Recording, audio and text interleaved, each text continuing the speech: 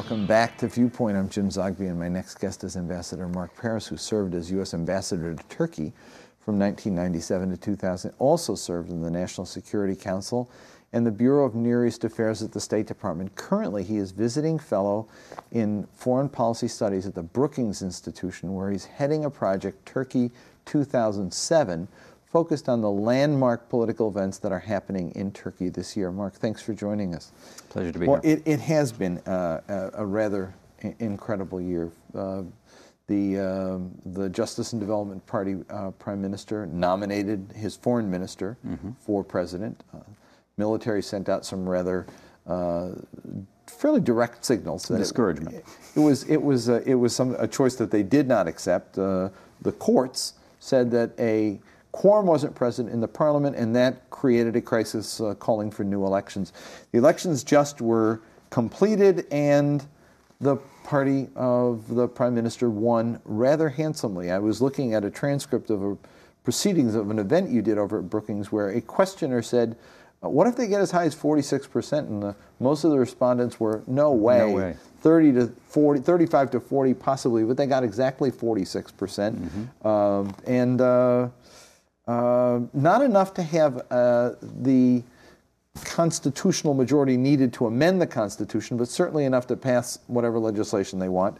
And a surprise is that groups allied with the Kurdish parties in the East won for the first time now in a number of years, a number of seats, 23, I understand, is what it looks like. Talk to me about the election. First question I'd like to frame it around this is that there were those here who were calling this an existential election to define the identity of Turkey for the future. Was it that? And if it is, what does the outcome say about that existential definition of the new Turkey? Existential was probably an exaggeration and probably on the wrong tangent analytically. There were a lot of people in Turkey, and there were a lot of their friends here who were seeking to put this in stark terms of, this is about Islam versus secularism. And there was a sort of an undertone whenever they used the word Islam that these people are really Taliban. They've behaved decently for the past few years. They've led the country to some economic successes, but they've got a secret agenda. And if these people win, and people were saying this quite openly on talk shows here, Turkish women are going to be faced with having to wear headscarves whether they want to or not. They're going to change the school system. You're going to see an acceleration of the Islamization of Turkish society. Well, I think that there were a lot of red herrings in that analysis and attempts to scare both people here and people in Turkey into voting against AKP. And clearly the results of this election show that kind of scare tactic, that kind of steering them towards a specific non-AKP outcome, failed miserably. For viewers, AKP is the acronym for the Turkish words Justice and Development Party. That's correct. Just to give you some sense as to how big a win this was for AKP, they had in the 2002 elections, the last elections before these, polled somewhere in the neighborhood of 34%, this time 46%. Tells you that they almost increased by 50% their margin of victory. By comparison, the so-called secular party, the People's Republican Party, the people that had stopped them in April by referring to the Constitutional Court, this quorum question that you mentioned, got about 21%.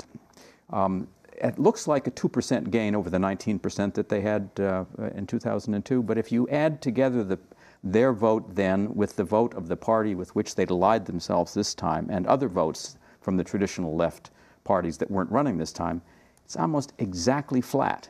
They didn't pick up a single additional percent in a year when their issue, secularism, was supposed to be the issue, when the military had put its thumb on the scales of this election in a very sort of flagrant way.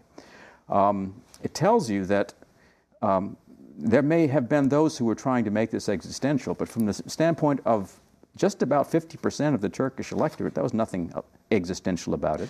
They voted for continuation, continuity, stability, continued good government. I want to talk a little about the AKP voters and who they were. Are they all devout Muslims and those with an agenda of creating a more visible presence for Islam in the society. There were also some liberals and some independents who allied with the party for other reasons, and some in the business community found this the more acceptable outcome because it promised greater prosperity. Sure. But was the debate in this election, were the votes Islamic versus secular, or were there other agendas at play here as well? Was it more complicated The than that? AKP ran a campaign which essentially said, look at our record. Do you like it? If you want more, vote for us. It was a compelling campaign philosophy. And it was a philosophy that obviously appealed to a constituency well beyond the traditional 12 or 14% that has always voted for Islamic candidates in Turkey. In 2002, they went from about a 12% party to about a 34% party. A lot of those votes came from people who took their religion seriously, but would previously have voted for Turkey's traditional center-right parties. Center-right has been the traditional center of gravity of Turkey politics for decades. It produced Demirel, it produced Çiler, it produced Yilmaz, Turkish prime ministers who ruled the country in the 80s and the 90s.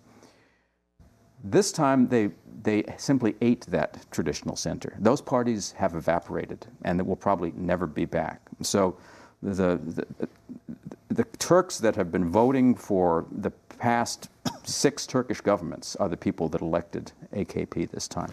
In addition, what we would call liberals, the leading lights of the business community, the people that make the country work, had concluded, A, that these people had provided very good governance and economic leadership over the past several years, and B, that the other parties didn't have anything fresh, positive, new to offer. So it was a choice between a party that had an incredible record over the past 5 years and was offering more of the same, and a set of parties that really were parties of the 70s or 80s in terms of the message, in terms of the personalities, in terms of the basic style that they were bringing to the public, and it just didn't wash. 2 groups here that I want to talk about. One is the military and what they may do and what their strength is, how much of a base of support they have in the society. If the nomination for the president is, again, Foreign Minister Gül. And secondly, the EU, what this means about EU entry for Turkey. First, about the military. How strong a force are they at this point in the society? Do they have the mass base of support that they had years ago where they would be able actually to have a coup and have it succeed? And secondly, would they be inclined to do that? Well, people in Turkey will tell you when you talk about this subject, or they will remind you that before there was a Turkish Republic, there was a Turkish army. And it's a reference, of course, to the fact that the people that made the Turkish Republic were Ottoman army personnel, including Ataturk himself.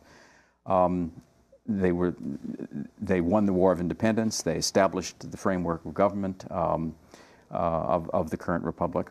And they have intervened periodically, judiciously, not frequently, over the years, when the country appeared to be on the edge of chaos or disintegration, and when they perceived that the populace as a whole widely perceived the country to be in those kinds of dire straits.